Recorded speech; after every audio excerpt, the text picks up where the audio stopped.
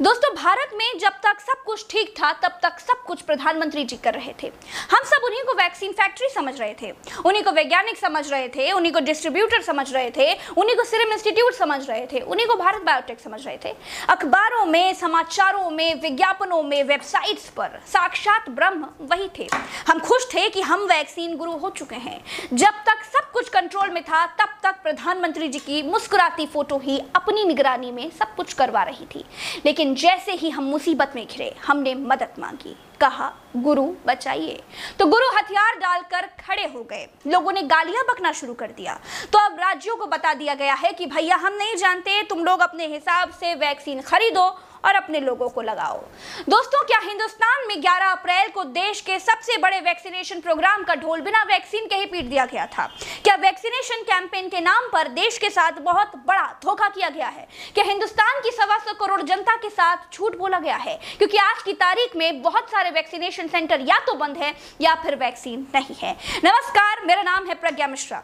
आज वैक्सीनेशन पर ही बात करेंगे। और हाँ, मुझ पर नजर रखिए या मुझे धमकी भिजवाइए, मैं पत्रकार हूँ, तथ्यों पर बात करती हूँ। मैं पत्रकार हूँ, आरोप लगाकर नेता भागते हैं। भारत में फिलहाल 2 आधार पर टीकाकरण अभियान चल रहा है। पहला है 45 साल से ऊपर के लोगों के लिए, दूसरा है 18 से 44 साल के बीच वालों के लिए। 18 से 44 साल वालों के ज्यादातर काउंटर बंद पड़े हैं। वजह एक ही है कि वैक्सीन नहीं है। दोस्तों, आज की तारीख में लोगों के लिए वैक्सीन नहीं है, लेकिन 11 अप्रैल को सरकार ने टीका उत्सव की घोषणा बड़े धूमधाम से की थी। लग रहा था कि होली, दिवाली और 15 अगस्त जैसे उत्सव भी टीका उत्सव के सामने बिल्कुल फीके पड़ जाएंगे। लेकिन टीका उत्सव 4 दिन में ही टाएं फिस हो गया। तमाम राज्यों ने वैक्सीन ना होने की शिकायत की है। सवाल यह है कि जब आज वैक्सीन नहीं है तो क्या टीका उत्सव के लिए वैक्सीन थी? बड़े बड़े विज्ञापन छाप दिए गए, टीका उत्सव का प्रचार कर दिया गया। राज्य सरकारें टीकों की कमी बताती रही, लेकिन केंद्र सरकार लगातार कहती रहे कि टीकों की कमी नहीं है, टीके तो बहुत हैं। तो जब मोदी सरकार के पास अप्रैल में टीकों की कमी नहीं थी तो आज की तारीख में टीके कहां चले गए?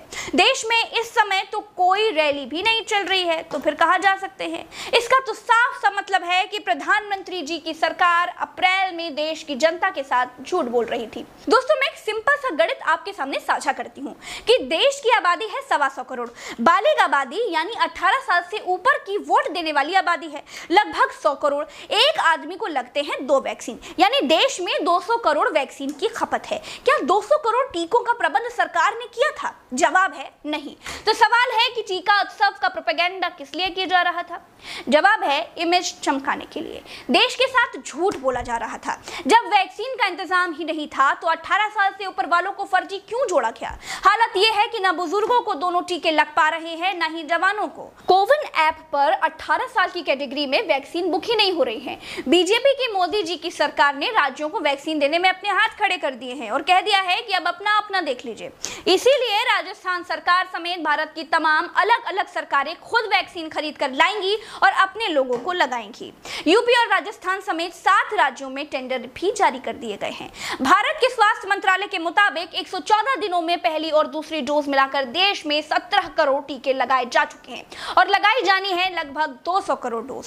10 मई तक 18 साल वालों को केवल 20 लाख टीके लगाए गए हैं। आप खुद समझ लीजिए, यह है टीका उत्सव के बाद का उत्सव। और हाँ, वैक्सीन सबके लिए फ्री नहीं है। देश में पहले वैक्सीनेशन के नाम पर खूब हीरोगिरी दिखाई गई। सबको बताया गया कि वैक्सीन के मामले में हम ही हम हैं, हमारे आगे बाकी सब पानी कम है, मानवता की सबसे बड़े रखवाले तो हम ही हैं। लेकिन जब असल में देश पर मुसीबत आई तो सब खोखले और आधे अधूरे दावे निकले। आज के लिए इतना ही। नमस्कार, जय हिंद।